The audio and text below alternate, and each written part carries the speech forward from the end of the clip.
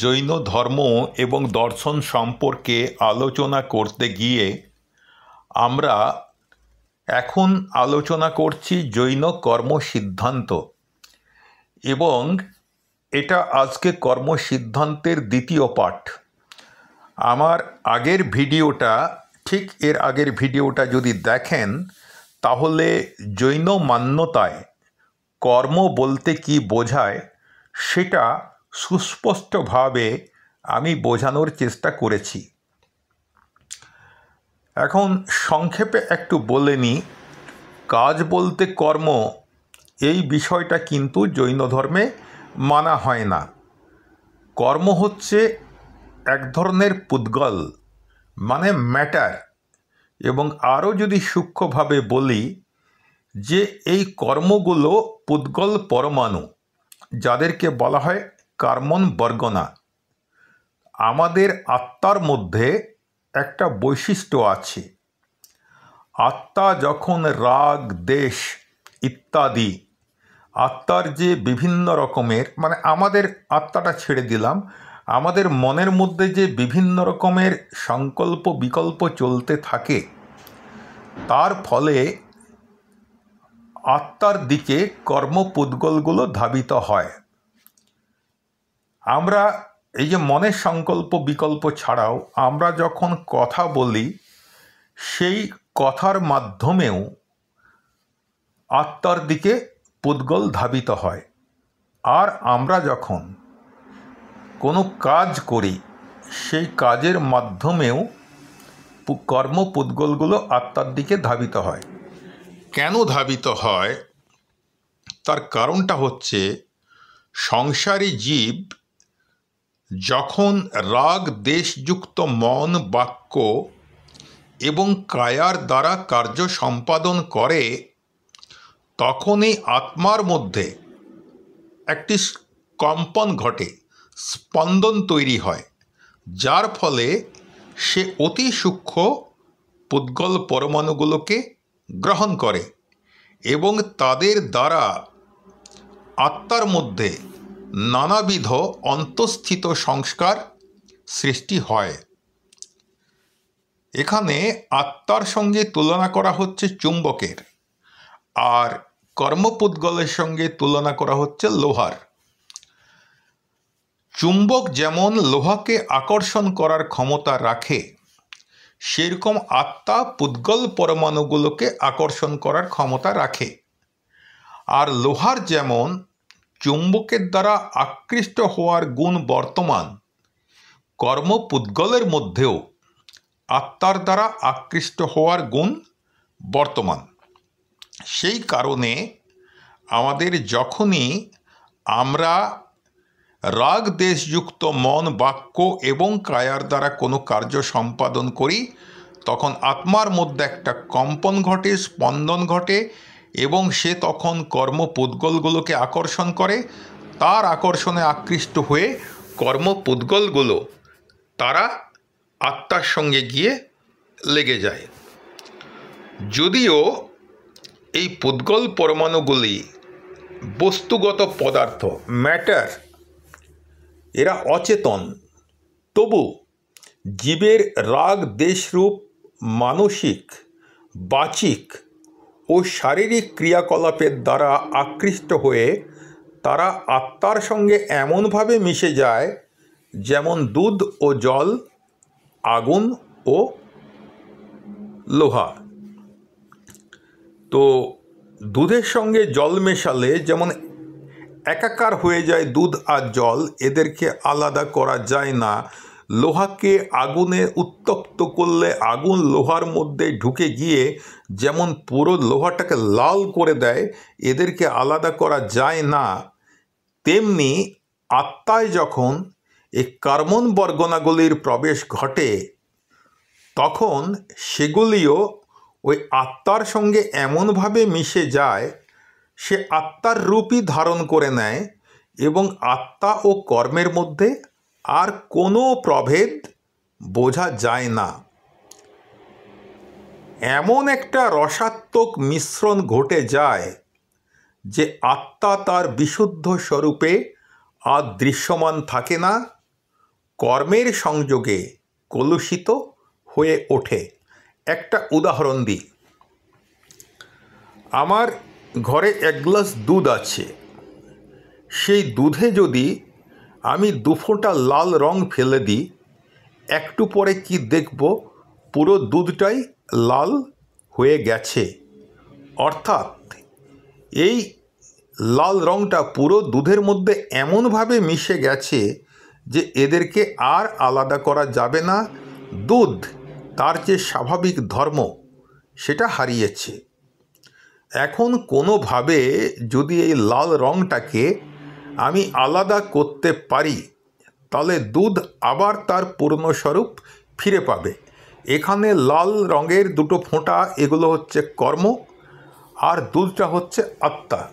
তো আমরা বুঝতেই পাচ্ছি যে দুধে 2 ফোঁটা লাল রং ফেলে দেওয়ার পর সেই রংটাকে আলাদা করা আবার কতখানি কষ্টকর। ফলে আত্মায় যখন কর্ম এভাবে একাকার হয়ে মিশে যায়, তখন তাকে আলাদা করা প্রচণ্ড কষ্টকর। তখন তপ, সংযম, ধ্যান ইত্যাদির মাধ্যমে আমরা কর্ম নির্জরা করতে পারি। অর্থাৎ সেই রংটাকে ধীরে ধীরে ধীরে ধীরে ধীরে ধীরে আমরা বের করে দিতে পারি, কিন্তু সেটা অত্যন্ত কঠিন পথ। তো এই যে কর্ম এসে পড়ে আত্মার মধ্যে আটকে যাচ্ছে, এটাকে বলা হয় কর্মবন্ধ। তো কর্মবন্ধের পদ্ধতি, কর্মবন্ধ কিভাবে হয় বা কত রকমের হয়, তো কর্মশাস্ত্র অনুযায়ী কর্মবন্ধের 4টি পদ্ধতি রয়েছে। সেই 4টি পদ্ধতি কি কি? প্রথম পদ্ধতি হচ্ছে স্পৃষ্ট, মানে জাস্ট স্পর্শ করে থাকবে।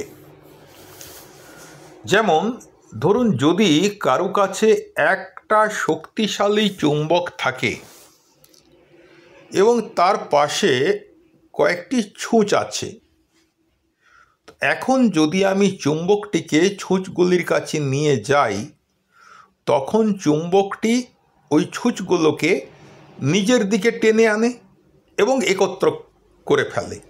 আগেই বললাম, আত্মার মধ্যে চুম্বকের মতো আকর্ষণ করার ধর্ম আছে, আর ছুঁচগুলো লোহার তৈরি। কর্মের মধ্যে লোহার মতো আকৃষ্ট হওয়ার গুণ আছে। তো চুম্বকটাকে নিয়ে গেলেই কি হবে, চুম্বক তাকে নিজের দিকে টেনে নিয়ে আসে এবং একত্র করে ফেলে। ঠিক তেমনি কষায়যুক্ত আত্মার, কষায় মানে আগেই বলেছি কি, কষ মানে সংসার, জন্ম মৃত্যু জরারূপ সংসারে পরিভ্রমণ। তো এটা যে বৃদ্ধি করে যে কাজগুলো তাদেরকে, বা যে পরিণামগুলো আমাদের মনের, সেগুলোকে আমরা বলি কষায়। তো 4টে কষায় হচ্ছে মান, মায়া, ক্রোধ, লোভ। এটা আমরা আগের দিন চর্চা করেছি। তো কষায়যুক্ত আত্মার কার্য প্রবৃত্তির ফলে কর্মপুদ্গল কি করে, তারা আকৃষ্ট হয়ে আত্মপ্রদেশে, আত্মার কোনো অংশে গিয়ে তারা একটি স্থানে একত্রিত হয়। এই যে গিয়ে পরে একত্রিত হচ্ছে একটা জায়গায়, এটা হচ্ছে কর্মের স্পৃষ্ট অবস্থা।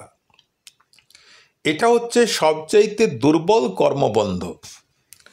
এটাকে আমরা খুব সহজেই এক্ষেত্রে কর্মকে আত্মা থেকে ঝেড়ে ফেলতে পারি। কিভাবে ঝেড়ে ফেলতে পারি? যেহেতু আত্মার সঙ্গে শুধুমাত্র লেগে আছে, তো তখন আমরা কি মিচ্ছামি দুক্কড়ম প্রভৃতি অনুশোচনামূলক সাধারণ প্রায়শ্চিত্তের দ্বারা আমরা কর্ম থেকে আত্মাকে মুক্ত করতে পারি। এখানে মিচ্ছামি দুক্কড়ম, এই কথাটার অর্থ হচ্ছে, দুক্কড়ম মানে দুষ্কৃতম, আর মিচ্ছামি মানে এটা মিথ্যা হোক, আমি এটাই চাইছি। তাহলে অর্থটা হচ্ছে, আমি যে দুষ্কৃতি করেছি, আমি যে দুষ্কর্ম করেছি, এটা আমি উপলব্ধি করেছি এবং আমি কায় মনোবাক্যে চাইছি যে আমার দুষ্কৃতিটা যেন মিথ্যে হয়ে যায়। আমার মধ্যে অনুতাপ হয়েছে, আমি এই কাজটা ঠিক করিনি, এর জন্যে আমি ব্যথিত, অনুতপ্ত, লজ্জিত। অতএব আমার এই দুষ্কৃতিটা দুষ্কর্মটা মিথ্যা হয়ে যাক। এইভাবে আমি যদি মনে মনে ভাবি এবং মুখে উচ্চারণ করি, অন্তর থেকে যদি আন্তরিকভাবে উচ্চারণ করি, তাহলে আমার এই কর্মবন্ধন নষ্ট হয়ে যাবে, এই কর্মটা আমার ঝরে যাবে।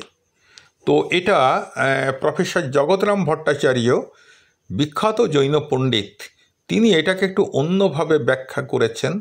তিনি তস্য মিচ্ছামি দুঃকরম না বলে তিনি এটাকে বলছেন যে এটা এরকম না হয়ে তৎসমীক্ষামি দুঃখরম, অর্থাৎ সেই দুষ্কৃতিটাকে আমি সমীক্ষা করছি, আমি পর্যালোচনা করছি।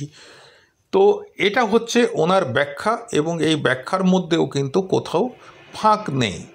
তো যাই হোক, আমি সেই জায়গায় না গিয়ে আমি জৈন মান্যতায় যেটা অধিকাংশ ক্ষেত্রে বিশ্বাস করা হয়, আমি সেই অর্থেই মিচ্ছামি দুঃকরমটা ব্যবহার করছি। যখনই আমাদের মনে হবে আমরা কোনো খারাপ কাজ করে ফেলেছি অজ্ঞানতা বশত, তখনই আমি চোখ বন্ধ করে এক জায়গায় বসে আমি তীর্থঙ্কর ভগবানের ধ্যান করব এবং কায় মনোবাক্যে আমি বলতে থাকব যে হে ভগবান, আমার এই দুষ্কৃতি যেন মিথ্যা হয়, মিথ্যা হয়, মিথ্যা হয়। আমি আর জীবনে এই ধরনের কাজ করব না। তাহলে পরেই এই অনুশোচনামূলক এই সাধারণ প্রায়শ্চিত্তের দ্বারাই আত্মা থেকে আমার কর্ম মুক্ত হয়ে যাবে। তো এই বিষয়ে একটা উদাহরণ আছে, সেটা হচ্ছে প্রসন্নচন্দ্র রাজর্ষির উদাহরণ। এই উদাহরণটাই বিভিন্ন জৈন সাধু মহাত্মারা এই উদাহরণটা দেন, আচার্যরাও এটা তাদের গ্রন্থে লিখেছেন। উদাহরণটা কার? প্রসন্নচন্দ্র রাজর্ষির। তো এই যে শ্রী প্রসন্নচন্দ্র রাজর্ষি, তিনি রাজস্ব ত্যাগ করে মুনি অবস্থা মুনি দীক্ষা গ্রহণ করেন এবং তারপরে মুনি হয়ে তিনি তপস্যা এবং ধ্যানে রত ছিলেন। এমন সময় একদিন রাজা শ্রেণিকের একজন দূত, যার নাম হচ্ছে দুর্মুখ, সেই দুর্মুখ নামক দূত রাজর্ষি, কি নামটা বললাম যেন? প্রসন্নচন্দ্র রাজর্ষি। সেই প্রসন্নচন্দ্র রাজর্ষির কাছে এসে বললেন যে হে রাজা, আপনার রাজ্যে শত্রুর আক্রমণ হয়েছে। তো এখন তো প্রসন্নচন্দ্র রাজা নন, তিনি রাজা থেকে এখন ঋষি হয়ে গেছেন, মুনি হয়ে গেছেন। কিন্তু তার মনের মধ্যে যে সংস্কার, উনি যে রাজত্বটা ছেড়ে এসেছেন, তার রাজত্ব, সেই রাজত্বে শত্রুরা আক্রমণ করেছে, এই কথা শোনার সঙ্গে সঙ্গেই তার মনের মধ্যে একটু ক্রোধ তৈরি হলো। আর ক্রোধ তৈরি হওয়ার ফলে তিনি আর্তধ্যান এবং রৌদ্র ধ্যানে প্রবিষ্ট হয়ে পড়েন। আমাদের 4 প্রকার ধ্যান আছে: আর্তধ্যান, রৌদ্রধ্যান, ধর্মধ্যান এবং শুক্লধ্যান। এর মধ্যে আর্তধ্যান এবং রৌদ্রধ্যান আমাদিকে অধোগতিতে নিয়ে যায়, আর ধর্মধ্যান ও শুক্লধ্যান আমাদের আত্মাকে আরও উপরের দিকে নিয়ে যায়, ঊর্ধ্বগতিতে নিয়ে যায়। তো এখানটায় নিকৃষ্ট ধ্যানে তিনি প্রবিষ্ট হয়ে পড়লেন এবং তিনি মনে মনে শত্রুর সঙ্গে যুদ্ধ করতে থাকলেন যে এভাবে শত্রু আক্রমণ করেছে, এভাবে আমি তাদের সঙ্গে যুদ্ধ করছি। তো এই যে তুমি হয়ে পড়েছ সর্বত্যাগী মুনি, এখন তো রাজত্বটা তোমার রাজত্ব নেই, কিন্তু মনের মধ্যে ওই যে বিকার যে আমার রাজত্ব আক্রমণ করেছে, ফলে মানসিকভাবে উনি তাদের সঙ্গে ওইখানে বসে বসেই যুদ্ধ করছেন। তো এর ফলে তার মধ্যে স্পৃষ্ট কর্মবন্ধ ঘটল। দেখো, উনি কিন্তু কারো কোনো ক্ষতি করেননি, উনি সত্যিকারের যুদ্ধ করেননি, উনি কাউকে হত্যা করেননি, কিন্তু তার মনের মধ্যে এই যুদ্ধের বিকার তৈরি হয়েছে। ফলে তার মধ্যে স্পৃষ্ট কর্মবন্ধ ঘটল। এই অবস্থায় যখন তার হাত উনি মাথার মুকুটটা ফেলতে উঠলেন, মানে তুললেন, হ্যাঁ, রেগে মাথার মুকুটটা উনি খুলে ফেলছেন, হয়তো যুদ্ধযাত্রায় তৈরি হবেন এরকম চিন্তা ভাবনা করে, তখন হাতটা উঠতেই তার মনে হলো যে আরে, আমি তো এখন রাজা নই, আমি তো মুনি, ওই রাজত্ব তো আমার আর নয়, আমি তো ত্যাগ করে এসেছি। তাহলে সেই রাজত্বে কি হচ্ছে না হচ্ছে সেই বিষয়ে একজন বিতরাগী মুনির চিন্তা করা উচিত নয়। তিনি পরিগ্রহ ত্যাগ করেছেন, তাহলে এখন যদি উনি আবার নিজের রাজ্যের কথাটা ভাবেন, তাহলে উনি অপরিগ্রহী হচ্ছেন কি করে? এইটা যখনই তার মাথায় এলো, তখনই তিনি আন্তরিকভাবে প্রায়শ্চিত্ত গ্রহণ করলেন। আর যেই না প্রায়শ্চিত্ত গ্রহণ করলেন, তখনই তার যে স্পৃষ্ট কর্মবন্ধ হয়েছিল সেটার নির্জরা হয়ে গেল, সেই কর্ম ঝরে গেল, তার আত্মা বিশুদ্ধ হয়ে গেল এবং তিনি কেবল জ্ঞান অর্জন করলেন। এখান থেকে একটা বিষয় আমাদের শেখার আছে। আমরা অহিংস, আমরা হিংসা করি না। তো আমাদের এই ভারতবর্ষে অনেক অহিংস সম্প্রদায় আছেন। আমরা দেখেছি ঠাকুরের কাছে ছাগল বলি দেয়া হয়। এটা আমাদের চোখে অত্যন্ত নৃশংস কাজ। একজন জীব হয়ে আরেকজন জীবকে হত্যা করা এটা ঠিক নয়, কাম্য নয়। তো যাই হোক, যে যার নিজের নিজের বিশ্বাস অনুযায়ী তারা কাজ করবেন, সেটা তাদের ব্যাপার, আমাদের সঙ্গে কোনো লেনাদেনা নেই। তবে অনেক জায়গায় দেখেছি যে এই হিংসাটাকে এড়ানোর জন্যে কুমড়ো বলি দেয়া হয়। তো এই প্রসঙ্গে আমাদের বক্তব্য হচ্ছে এটাই যে একটা ছাগলকে তুমি যখন বলি দিচ্ছ, তখন তোমার মনে যে হিংসার ভাবটা তৈরি হচ্ছে, একটা কুমড়ো বলি দেওয়ার সময়ও তোমার মনে সেই হিংসার ভাবটাই তৈরি হচ্ছে। ফলে ওই হিংসার ভাব তোমার মনের মধ্যে স্পৃষ্ট কর্মের জন্ম দিচ্ছে। এটার ক্ষেত্রেও আমাকে যদি কর্মের যে মলিনতা, এটাকে যদি আমাকে দূর করতে হয়, তাহলে আমাকে এটার জন্যে অনুতাপ করতে হবে, প্রায়শ্চিত্ত করতে হবে এবং মিচ্ছামি দুক্কড়ম বলতে হবে। সেই সঙ্গে আর কোনোদিন এই কাজ করব না এটা বলতে হবে। তাহলে পরেই আমার স্পৃষ্ট কর্মের নির্জরা হয়ে যাবে। নির্জরা কি, এটা আমরা আগেই আলোচনা করেছি। তো এটার আরেকটা উদাহরণ দেয়া যায় যে আমি ছাগল বলি না করে একটা ময়দার তৈরি ছাগল আমি বলি করলাম, ময়দা দিয়ে তৈরি করে, তাহলে তো কোনো প্রাণীর হত্যা হলো না, আমার তো কোনো পাপ হলো না। কুমড়োটা তবুও একটা জীব, কিন্তু ময়দাটার যখন আমি একটা ছাগল তৈরি করছি, তাকে যখন হত্যা করছি ঠাকুরের কাছে বা যে কোনো জায়গায়, তো কোনো জীবের তো হত্যা হচ্ছে না। তাহলে কি আমার হিংসাজনিত যে পাপ, যেটা কর্ম আকর্ষণ করবে, এটা হবে? এর উত্তর হচ্ছে হ্যাঁ, হবে। কারণ কি, তুমি যাকে হত্যা করছো তার প্রাণ না থাকলেও তোমার মনের মধ্যে হিংসার ভাবটা রয়েছে, নালে তুমি ওটাকে কাটতে পারতে না। তুমি মনে মনে ভাবছো যে আমি আটার ছাগলকে কাটছি। তো ফলে তোমার মনের মধ্যে স্পৃষ্ট কর্ম যুক্ত হয়ে যাচ্ছে তোমার আত্মার সঙ্গে, সেই কারণে এটাও পাপ। তো এইগুলো কিন্তু মারাত্মক পাপ নয়, যার ফলে প্রায়শ্চিত্ত করলে এবং মিচ্ছামি দুক্কড়ম করলেই এই কর্মবন্ধ নষ্ট হয়ে যাবে।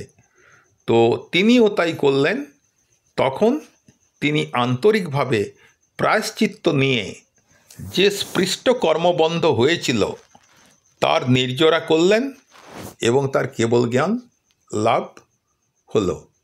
তাহলে এটা প্রথম হলো স্পৃষ্ট বন্ধ। এরপর হচ্ছে আমাদের যেটা বদ্ধ বন্ধ, সেটা কি? আবার সেই চুম্বক এবং ছুঁচের উদাহরণ। যদি ধরুন সেই চুম্বকে আটকে রাখা সূচগুলি একটা সুতো দিয়ে গেঁথে রাখা হয়, তাহলে সেগুলি কিন্তু ছড়িয়ে পড়বে না। কতকগুলো ছুঁচকে আমি চুম্বকের কাছে নিয়ে এলাম বা চুম্বককে ছুঁচগুলোর কাছে নিয়ে গেলাম, তো ছুঁচগুলো আলাদা আলাদাভাবে চুম্বকের সঙ্গে আটকে গেল। এবার একটা একটা ছুঁচকে আমি যদি সরিয়ে নিয়ে আসি, আমাকে এফর্ট দিতে হবে কম। কিন্তু যখন এই ছুঁচগুলোকে একসাথে একটা সুতোয় গেঁথে রাখলাম এবং চুম্বকের কাছে তাকে নিয়ে গেলাম বা চুম্বকটাকে তার কাছে নিয়ে গেলাম, তখন কিন্তু সেই ছুঁচগুলো ছড়িয়ে পড়বে না এবং তারা সবাই মিলে জোরে চুম্বকটার সঙ্গে আটকে থাকবে। এদেরকে চুম্বক থেকে আলাদা করতে গেলে আমাকে আরও বেশি পরিশ্রম করতে হবে। ঠিক সেই রকম আত্মার সঙ্গে যখন দৃঢ়ভাবে কর্মণ বর্গনাগুলো সংযুক্ত হয়ে যায়, দৃঢ়ভাবে সংযুক্ত হয়ে যায়, তখন সেই অবস্থাকেই বলা হয় বদ্ধ। তো তাহলে এটার ক্ষেত্রে কি করতে হবে? আমরা কিন্তু দেখলাম যে এই ছুঁচগুলোকে আলাদা করা অসম্ভব নয়, কিন্তু পরিশ্রমটা বেশি করতে হবে। তো ঠিক এইভাবেই এই বদ্ধ কর্মকে যদি দূর করতে হয়, এটা অসম্ভব নয়, কিন্তু আমাকে আরেকটু এফর্ট দিতে হবে। আমাকে করতে হবে সমালোচনা, প্রতিক্রমণ ইত্যাদি। আমাদের জৈন শাস্ত্রে এর নির্দেশ আছে। সমালোচনা, প্রতিক্রমণ প্রভৃতির দ্বারা এই কর্মগুলোকে তখন আমরা আত্মা থেকে দূর করতে পারি। তো এই বিষয়ে যে দৃষ্টান্তটা আগমে আছে, সেটা হচ্ছে অতিমুক্ত কুমার মুনির দৃষ্টান্ত। কুমার মানে এখানে বালক। তো সেটা কি ঘটনা ঘটেছিল? একবার বালক মুনি, বাল ব্রহ্মচারী বলতে পারি, দীক্ষা নিয়েছেন একেবারে ছোটোবেলাতেই।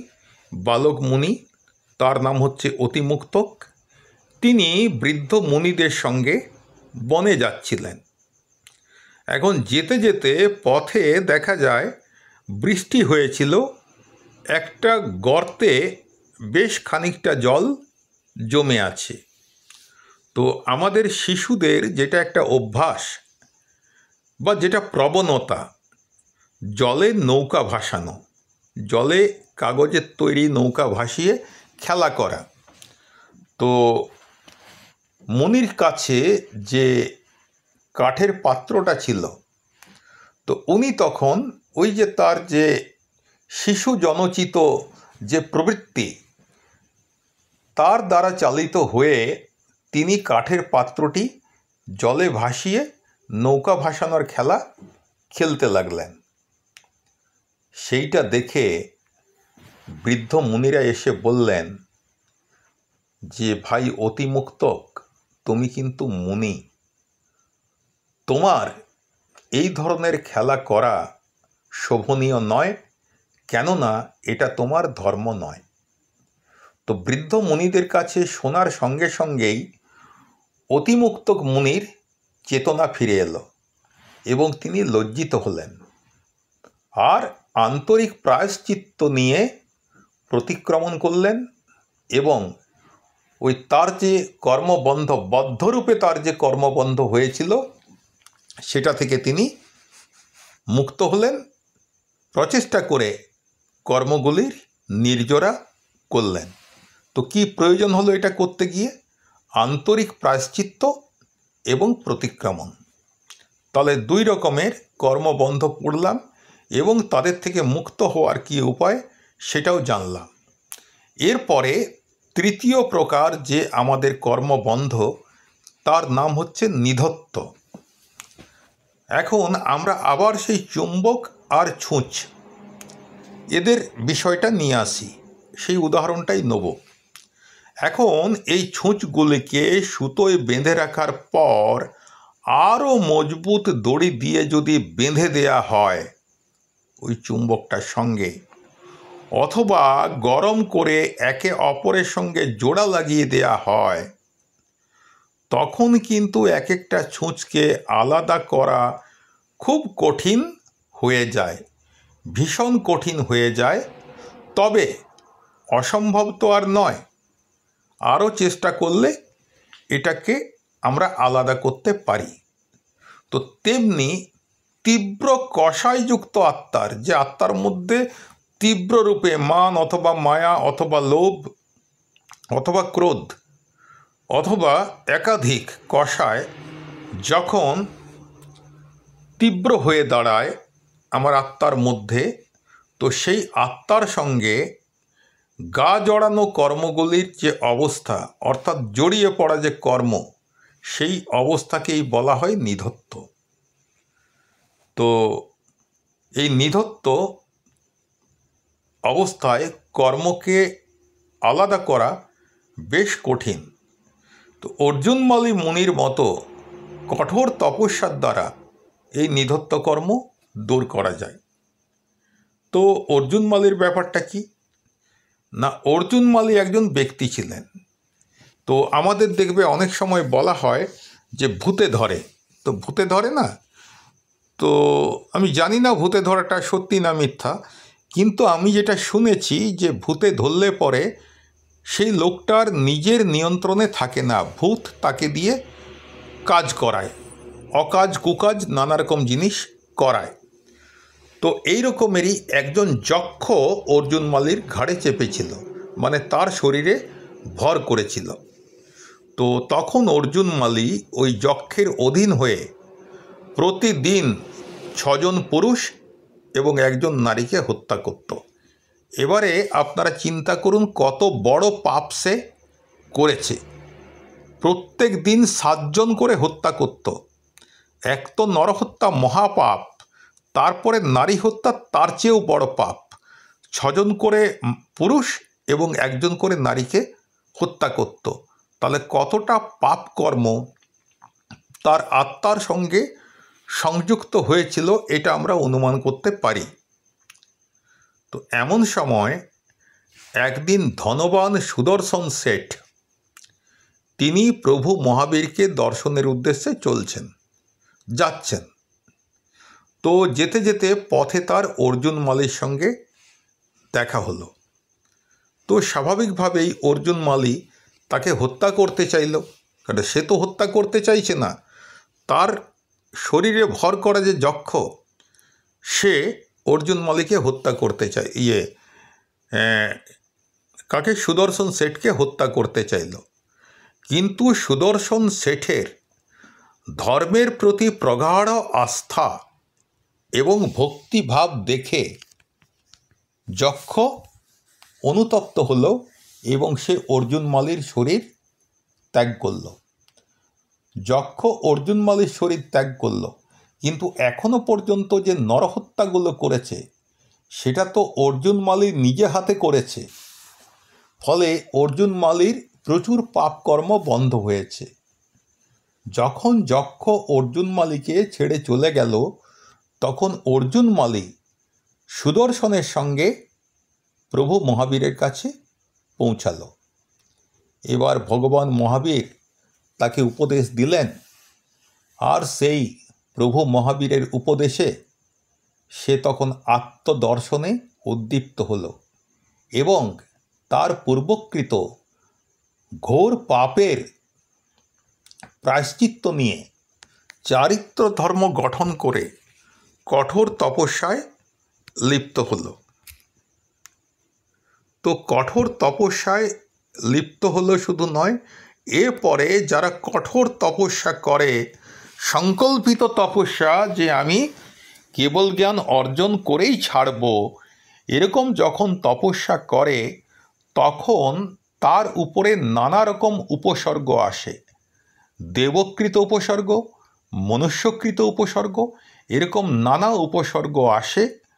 উপসর্গ মানে হচ্ছে প্রতিবন্ধকতা, প্রতিকূলতা, যেগুলো আমাদের তপস্বীকে তার তপস্যার থেকে বিচ্যুত করার জন্য আপ্রাণ চেষ্টা করে। ধরুন আমি তপস্যা করছি, এই সময় কয়েকজন লোক এসে আমাকে বেদম ঠ্যাঙাতে লাগলো, তো আমার কি হবে? আমি তো সাধারণ মানুষ, আমি কি করব? তখন আমি ছেড়ে দিয়ে পালাবো, অর্থাৎ আমার তপস্যাটা ভেঙে গেল, তো তাহলে আমার কোনো লাভ হলো না। এটা হচ্ছে উপসর্গ। এইরকম উপসর্গ শ্বেতাম্বর পরম্পরায় আমরা দেখেছি যে ভগবান মহাবীরকে প্রচুর সহ্য করতে হয়েছিল। আমাদের লজ্জা যে আমাদের এলাকায় যখন ভগবান মহাবীর বিহার করতে আসেন, তখন এই এলাকার মানুষেরা তার উপরে প্রচণ্ড অত্যাচার করেছিল। এবং এটাও শোনা যায় যে একজন গোয়ালা তার কানে গোঁজ পুঁতে দিয়েছিল, সরু কিলক। তো এবারে তাহলে কতটা উপসর্গ তাকে সহ্য করতে হয়েছিল। ঠিক অর্জুন মালি যখন তপস্যা করছে, তখন তাকেও এরকম অনেক উপসর্গ সহ্য করতে হয়েছিল, কিন্তু সেই উপসর্গগুলো উনি শান্তভাবে সহ্য করেছেন এবং তপস্যায় তিনি অডিগ রইলেন। ধীরে ধীরে কি হলো, এর ফলে তার সঞ্চিত পাপ কর্ম এবং 4 ঘাতী কর্মের বিনাশ হয়ে গেল। আর 4 ঘাতী কর্মের বিনাশ হলে কি হয় আমরা সবাই জানি, তার মধ্যে কেবল জ্ঞান প্রকাশিত হয়। ফলে অর্জুন মালি দেখুন, সে একজন খুনি, প্রত্যেক দিন 6 জন পুরুষ এবং একজন স্ত্রীকে খুন করেছে। কতগুলো খুন করেছে আমরা কিন্তু জানি না, কিন্তু তবুও সে কিন্তু উপসর্গ সহ্য করে কঠোর তপস্যার মাধ্যমে 4 প্রকার ঘাতী কর্মকে ক্ষয় করতে পারল এবং কেবল জ্ঞান অর্জন করল। তো সেই জন্য আমরা বলি যে পৃথিবীতে এমন কোনো মানুষ নেই যে মোক্ষ লাভের অধিকারী নয়। কেবল জ্ঞানও অর্জন করতে পারবেন, মোক্ষও অর্জন করতে পারবেন, সে যে যত বড় পাপী হন না কেন, তবে তাকে সেই অনুযায়ী তপস্যা করতে হবে। তো এর জন্যে পৌষদ, আয়ম্বিল, তপ ইত্যাদির দ্বারা দীর্ঘকালীন কর্মগুলির দ্রুত নির্জরা করা যায়। তাহলে 3 প্রকারের আমরা কর্মবন্ধ জানলাম, কিভাবে হয় সেটা জানলাম, এবং তার থেকে কিভাবে মুক্ত হওয়া যায় সেটা জানলাম। এবারে হচ্ছে যেটা একটা মারাত্মক কর্ম, সেটার নাম হচ্ছে নিকাচিত কর্ম। মারাত্মক কর্মবন্ধন এটা। উদাহরণ হিসেবে বলি যে ওই যে চুম্বক আর ছুঁচ, আমি ছুঁচগুলো নিয়ে নিলাম, এবারে সূচগুলোকে একত্র করে ভাঁটিতে পুড়িয়ে, চুল্লিতে পুড়িয়ে গরম করে, আর তাদের হাতুড়ি দিয়ে পিটিয়ে পিটিয়ে তাদেরকে এক খণ্ডে পরিণত করলাম, একটা পিণ্ডে পরিণত করলাম। বলুন, এরপর আর তাদেরকে আলাদা করা যায়? এরপর তাদেরকে আর আলাদা করা যাবে না।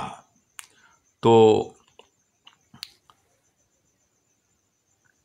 তেমনি অত্যন্ত তীব্র কষায়ের সঙ্গে যেসব কর্মের বন্ধ এতটাই ঘন বা প্রগাঢ় হয়ে যায়, সেগুলি ভোগ না করে মুক্তি সম্ভব নয়। কি বললাম? যে অত্যন্ত তীব্র কষায়ের সঙ্গে যেসব কর্মের বন্ধ এতটাই ঘন হয়ে যায়,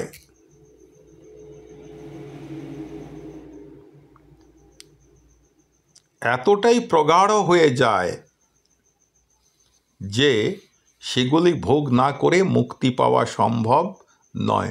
অর্থাৎ এই কর্মের ফল আমাকে ভোগ করতেই হবে, করতেই হবে, করতেই হবে। এই কর্মকে বলা হয় নিকাচিত কর্ম। এই কর্মকে ঠিক নয়, এই কর্মবন্ধনটাকে বলা হয় নিকাচিত কর্মবন্ধন। তো নিকাচিত কর্মে উদ্বর্তন, উপবর্তন, সংক্রমণ প্রভৃতি সম্ভব নয়, ও আপনাকেই ভোগ করতে হবে। তো এই উপবর্তন, সংক্রমণ, উদ্বর্তন এই সব বিষয় নিয়ে আমরা পরে চর্চা করব। তো আমরা এর উদাহরণ হিসেবে রাজা শ্রেণিকের উদাহরণ আমরা দিতে পারি।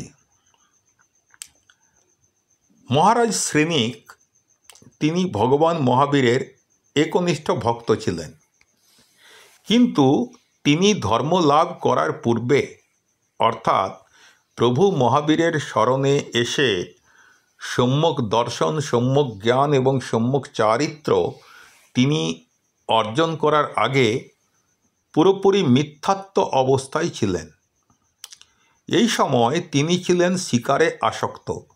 আমরা জানি যে রাজা মহারাজাদের একটা ব্যসন ছিল শিকার করা, মৃগয়া করা। নিয়ম করে তারা মৃগয়া করতে যেতেন এবং নিরীহ পশুদেরকে বধ করতেন। তো রাজা শ্রেণিকেরও সেই রকম শিকারের শখ ছিল। তো একদিন শিকারে বেরিয়ে তিনি কি করলেন, একটি গর্ভবতী হরিণীকে তীর দিয়ে বিদ্ধ করলেন। চিন্তা করুন, একটা গর্ভবতী হরিণী, তাকে তীরবিদ্ধ করলেন। কি হলো তাতে? সেই হরিণী তার গর্ভ নিয়ে অসহনীয় যন্ত্রণায় সে ছটফট করতে লাগল। কিন্তু মহারাজ শ্রেণিকের সেটা দেখে দুঃখ না হয়ে তার মধ্যে আনন্দ হলো। তিনি ভাবলেন, আমি কত সাহসী, আমি কত বীর, আমার লক্ষ্যভেদ কতটা নির্ভুল, আমি এক তীরেই দুজনকে বিদ্ধ করলাম। এই দুজনকে কে? একটা হচ্ছে হরিণী আর একটা হচ্ছে তার গর্ভস্থ সন্তান। ফলে তার মনের মধ্যে একটা অহংকার এলো। তো এরকম কাউকে হত্যা করে যদি আমি মনে আনন্দ পাই, তাহলে আমার কি হবে? এক তো আমি পাপকর্ম করছি এবং সেই পাপকর্মটাকে আমি অনুমোদনা করছি। আমাদের জৈন দর্শনে তিনটেই সমান ফল দেয়: কৃত, কারিত এবং অনুমোদনা।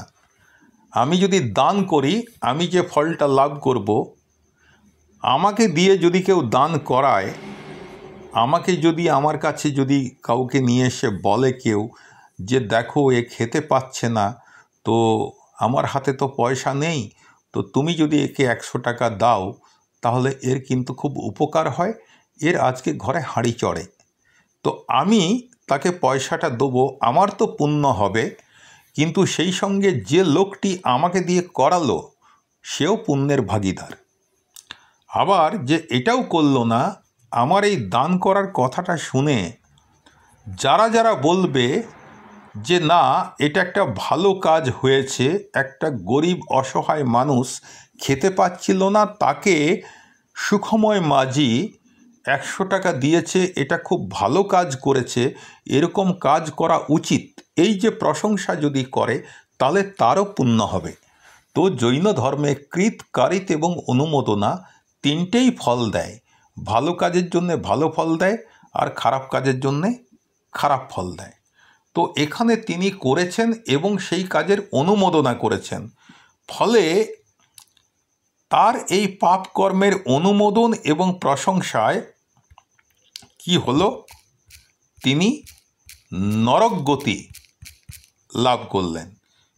অর্থাৎ এই পাপ কর্মের অনুমোদন এবং প্রশংসায় তার নরকগতির আয়ুষ্য বন্ধন অত্যন্ত গাঢ় নিকাচিত হয়ে গেল।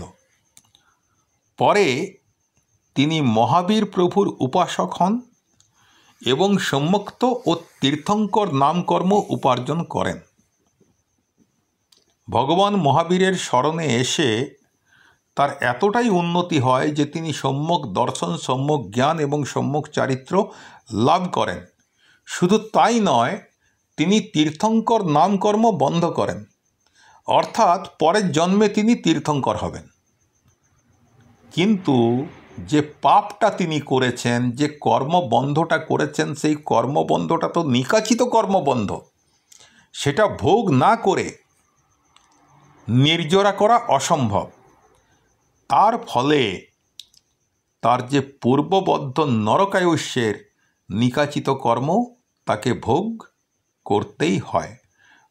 সেই কারণে রাজা শ্রেণিক মৃত্যুর পর তার নরকগতি লাভ হয় এবং তিনি এখনও নরকে অসহ্য যন্ত্রণা ভোগ করছেন। এরপর যখন পরবর্তী 24 জন তীর্থঙ্করের জন্মের সময় আসবে, তখন ওনার সময়ে উনি নরক থেকে বেরিয়ে সরাসরি মনুষ্যগতি লাভ করবেন, মানুষ হিসেবে জন্ম নেবেন এবং আগামী দিনের 24 জন তীর্থঙ্কর ভগবানের একজন ভগবান হবেন আমাদের এই রাজা শ্রেণিক। তাহলে আমরা কর্মবন্ধের যে প্রকৃতি সেটা জানলাম এবং আজকে খুব ধীরে ধীরে পড়িয়েছি, ধীরে ধীরে আলোচনা করেছি। আশা করি আপনাদের বুঝতে কোনো সমস্যা হবে না। ঠিক আছে, আজকে এই পর্যন্তই। প্রত্যেককে অনেক অনেক ধন্যবাদ এবং শুভরাত্রি।